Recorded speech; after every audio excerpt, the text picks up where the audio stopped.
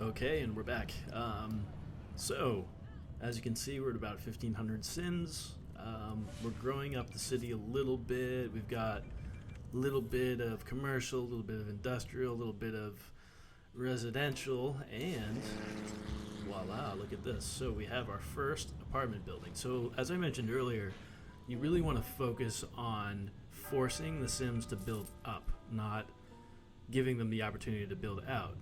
Now, what that allows you to do is utilize as much of the land in these small SimCity maps as possible for other types of things. Like in this case, we're going to be building some mines, but you can always get into education. You can get into any other type of industry that might be available, whether it be tourism or shoot, kind of drawing a blank on some other stuff, but. The whole point is to, again, force them to build up so they can use this land for other things that are going to make the city money. We're going to let this run a little bit longer just to get this sim count up, as well as get a little bit of cash so that we can start expanding some of the services and hopefully build our first mine.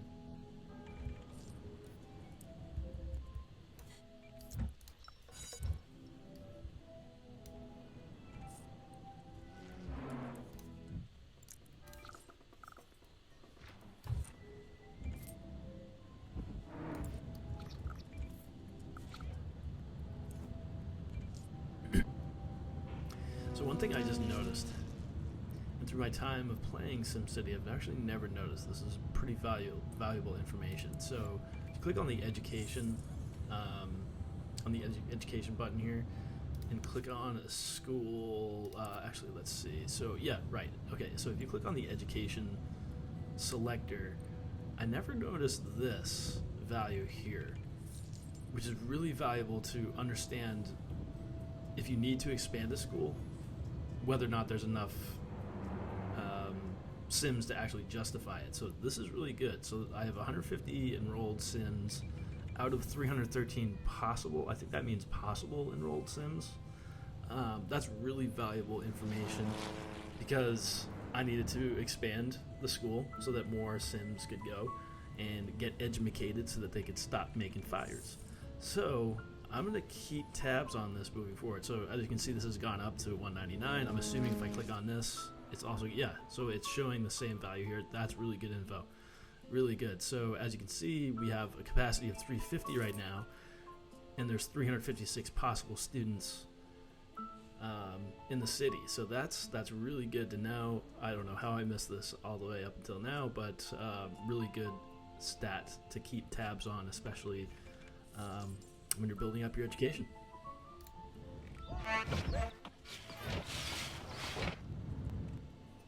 I mean, look at all of this residential popping up into apartment buildings. So, I mean, literally 3 minutes ago, I had about 1,500 Sims, and now we're already up to 3,000. So once they build that first apartment building, land value starts to go up. More Sims want to move in. You expand the school, more Sims want to move in. You expand any other type of service, more Sims are going to want to move in. So it's really important to get to that point where apartment buildings start popping up so that, again, I'm going to say it like a broken record, but you want to make sure that your Sims build up, not out.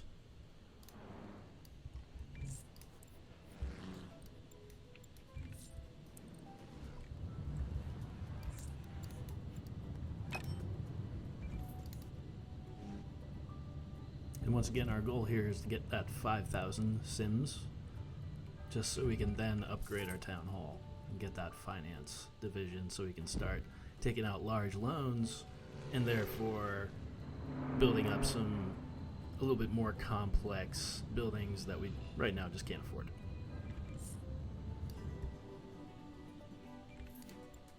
Unemployment crisis. Okay. Unemployment crisis. This looks like I just saw a little bit of a green bump here, so these Sims are expecting a little bit more as far as jobs go. So I'm going to plop a few more plots of industry.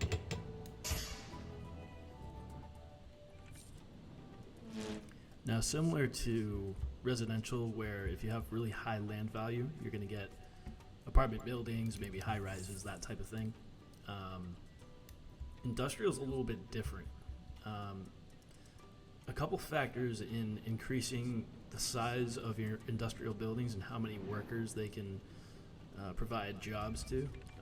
One factor is just upgrading your roads, taking them away from just dirt roads like these guys here aren't going to pop up, aren't going to increase at all until we move them up to higher density roads. But the next huge factor is just education. Now, a basic elementary school isn't going to do it. What you need to do is, over time, invest in either a community college or the university, which increases the education and tech levels within your city, which in turn will turn your industrial centers or whatever blocks of industrial zoning you have into high-tech jobs or factories, that type of thing, which really hold massive numbers of workers. So whenever there's a worker shortage, like what we have now, we really just need to focus on plopping a few more of these kind of basic industrial buildings until we can build up that education system across the region. Wow, look at that. I just demolished the neighbor's house who burned down, and they're already building a new one. So obviously the land value is doing pretty good, meaning people are going to want to move in even after we have to bulldoze something down. So good start. Downside, again, of having uneducated Sims is if an apartment building burns down, you lose all of the, that whole population, really. You lose them and have to rebuild the apartment building, so it makes your simoleon level fluctuate a little bit more than you might want. However, not quite ready to invest in that fire station, even though I probably should. Just not quite ready to do it yet. It's just a budget thing. Once we upgrade that city hall, I should be able to comfortably invest in a fire station so that we can at least try and minimize the effects of a house fire or building fire. Okay, so this message up here is showing that industry is building its first factory. Now, similar to what I was talking about before, if this was generally, if this property here was on a dirt road, that wouldn't be building up. But because we're on an avenue, and the education level is going up slightly just because of that elementary school, larger buildings are going to start getting built that have a capacity for more Sims to work. So, always important to keep that education at least at a manageable level, regardless of the city, the focus of any city. Now look at this. We've hit our 5,000 Sims level. Look at all these apartment buildings that have popped up. I mean, really, just basic ones. Doesn't have a count for how many people live in the unit, but you're looking at a pretty high concentration of Sims just in this little corner of the map. So again, focus on forcing your Sims to build up rather than using up all the land for basic housing. So now that we're at our 5,000 Sims level, we're going to upgrade our town hall. Boom. Now whenever I start any region, the first upgrade I always add is Department of Finance. Now what does that do? Mainly, in my opinion, the main point of the Department of Finance is just to allow me to take out larger loans so that I can get better buildings within the city. But the second use of it is, if you go in here, now we have the ability to raise and lower taxes for different brackets or different tax brackets of Sims. So, whether it be lower residential, commercial, industrial, mid, or high level, we can adjust taxes to kind of balance out whatever's in demand at any given time. I don't tinker with this much. I probably should, because there's probably some value to it. However, again, my main the main squeeze for getting that 5,000 in the finance division within the region is so that you can take out larger bonds. Before we could only take out the 25. Now we can grab 100,000 and start building a little bit more rapidly. So that's what I'm going to do. Take out 100 G's and build what we came here to build in the first place, which was that coal mine. So to do that, click on the city specialization button and head on over to your mining toggle and select the basic coal mine. Now I'm going to put this first one just right here. You know, it's a good spot to start. I could actually put it there, but here I'm going to put it here simply because when you start expanding and adding more mines to the coal factory, you can expand a little bit farther into the dark gray area here. So I'm going to plop this right here. They're going to be hiring, and if we take a look at our resources, once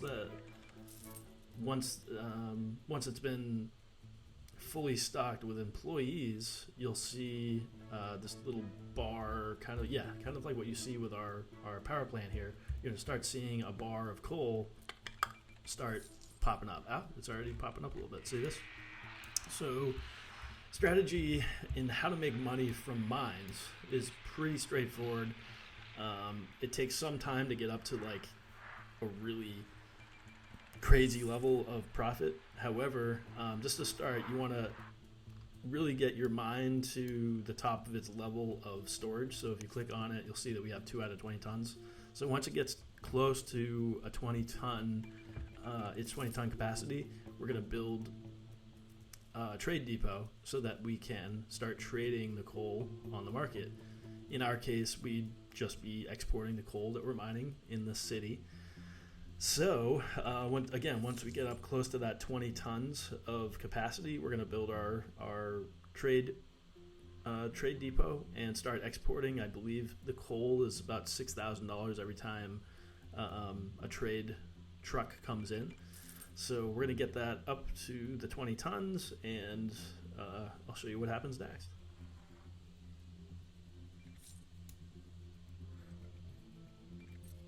Now, one thing to mention, maybe we don't have to wait all the way up to the full 20 tons, especially with the basic coal mine at the beginning. Once you hit 10 or 11 tons out of the 20, what the mine's going to start doing is looking for a place to bring the coal so that it doesn't hit capacity. Once it hits capacity, the mine shuts down because there's nothing they can't store it anymore.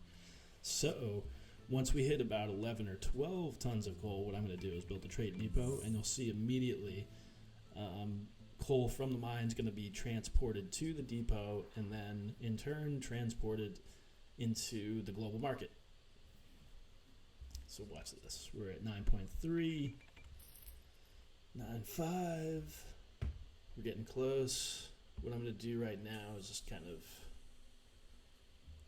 There we go. So we're at our 10 tons. So we're at half capacity at the mine. At that point, they're starting to look for a place to bring that extra coal so that they don't run out of space. So I'm going to build my trade depot. And really, I like putting it close by. That way it doesn't take long for them to bring the coal from the mine to the trade depot. Plop the depot. Add a coal storage lot. And make sure in our market deliveries that we're setting coal as an export. Now, if we were using it locally, that might be for something like either a smelting factory where it smelts down coal and ore into metal. But in our case, let me take a step back. You could also use it just for a coal power plant, which we have now. But in this case, we just want to export it. So now that we have that storage lot, once this is hired and opened, you will see coal from the coal mine transferred to the trade depot and then shipped out into the region. Okay, so they're fully staffed now. The trade depot is open, and look, The delivery truck from the mine has just taken that excess coal and is bringing it over to the trade depot, which now has one of its storage lots halfway filled with coal, and eventually you're going to see, from the region now we have a coal delivery truck coming in to grab coal from the trade depot, and you'll notice here that we just got bumped up $6,000 just from that one delivery. That is the value of coal, or what else do we have here? Oil.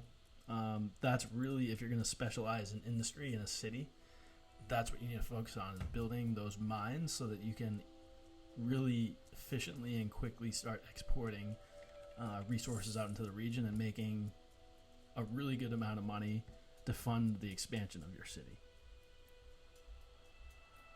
All right, let's see what's going on. What else is going around here? So I'm assuming that the school might be close to capacity now. 350, so they taught 350 students yesterday out of a 350 capacity. What I'm going to do, as I mentioned earlier, is I'm going to check and see, okay, so we have 526 possible students to enroll. So if I add an expansion onto the school, that brings me up to, I believe, 550. So that's a perfect level for the school to be at, to be able to accommodate all of the Sims in the city. Let's see if there's any buildings to demolish. Doesn't look like it. That's good. Okay, so we're getting a little bit close to the threshold on our sewage. So I'm going to go ahead and just plop another sewage plant and make sure that those don't overflow in our residential areas. Again, if that overflows, people are going to get sick, and that's just not a good thing. Alright, so our sewage is back to normal. Fire station I may invest in. So that cost me $20,000 at $400 an hour. That's not too bad. Although what I might want to do is kind of headquarter my fire station in a different city and kind of make that new city a utility city, meaning police, fire, maybe water, that type of stuff. So maybe just to start, I'll put this fire station with a single engine. Let's see, where do I put this? I want to put it near my industrial buildings because I know those go up in flames pretty often. So I'm just going to put it here. At least we have coverage in the city, but this might be just how far I bring it for now. And when I say bring it, this is how far I'm going to bring a fire station in the city. Just a simple fire station with a single fire truck, just to kind of manage some of the issues. And eventually I'm going to go into another city and build out more of a major fire presence. So this was just pulsating a little bit. I don't really know why. Okay, that looks okay. We've got some fires. People are burning up. They're getting a little dramatic. That's not a big deal. I mean, I have my fire station now, so that should suffice for a little bit. Just keep people happy. Make sure that they don't kill themselves too bad. Whenever there are issues, make sure you just clean them up. Any land that's in rubble or abandoned, obviously you're not going to make any money off of it. So it's always wise to just bulldoze those areas so that they can be rebuilt quickly.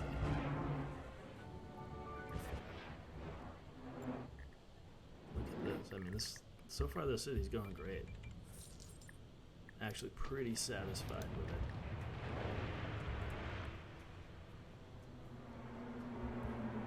Do is upgrade these roads here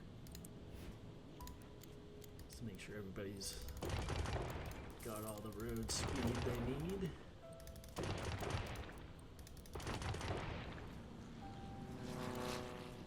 Alright, now let's take a look at traffic patterns. So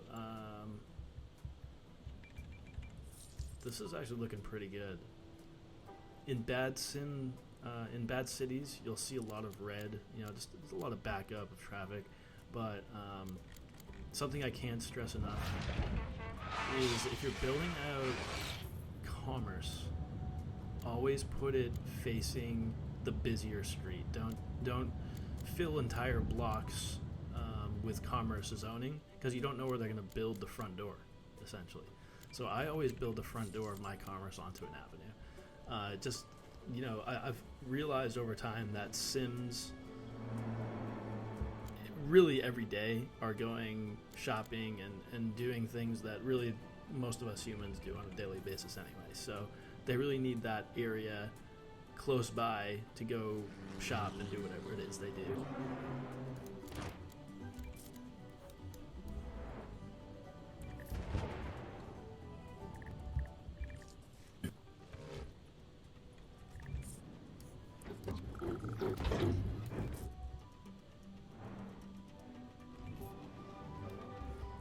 Now that we have a little cash in the bank, let's expand this coal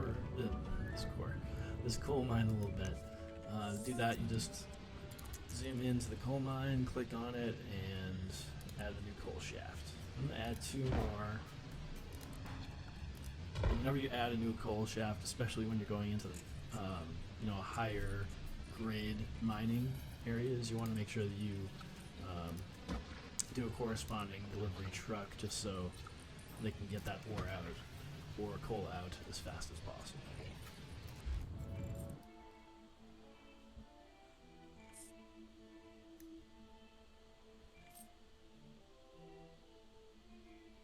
Now, one thing to mention,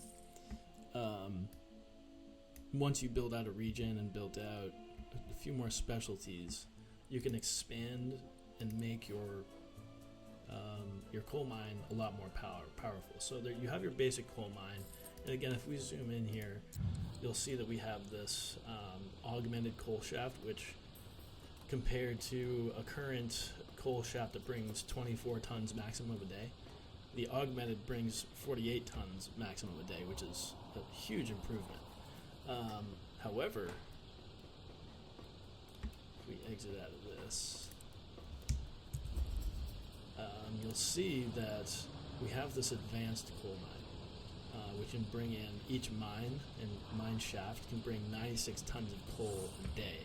Now that's huge. That's hugely valuable. But as you can see, you have to have the engineering division of the Metals HQ active in the region. That's just in the region, so you just need to build that out once. We could do that in this city, which isn't a bad idea.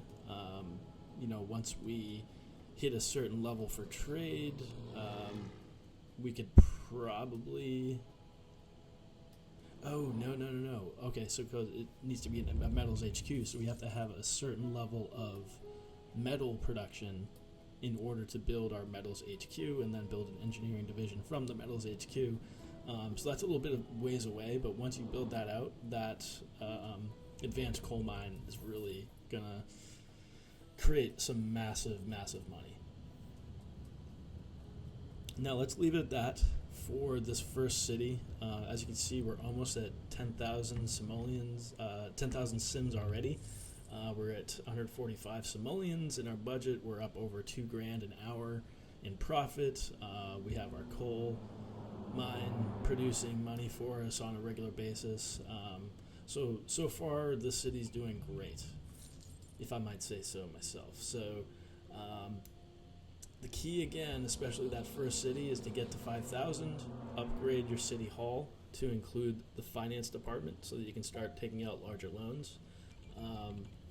My first cities are always industrial cities where I focus on building either coal or ore mines and then expanding and creating, larger trade depots and eventually maybe even processor factories or consumer electronics factories. I tend to steer away from gambling in my first city just because I want it to be especially geared towards mining, but if things shift down the road, not a bad idea. So we'll leave this city where it is for now and expand to a second city within this mini region within our larger region. We'll pick that up in the next video. Hope you enjoyed it. Don't forget to subscribe, and we'll see you in episode 2. Peace.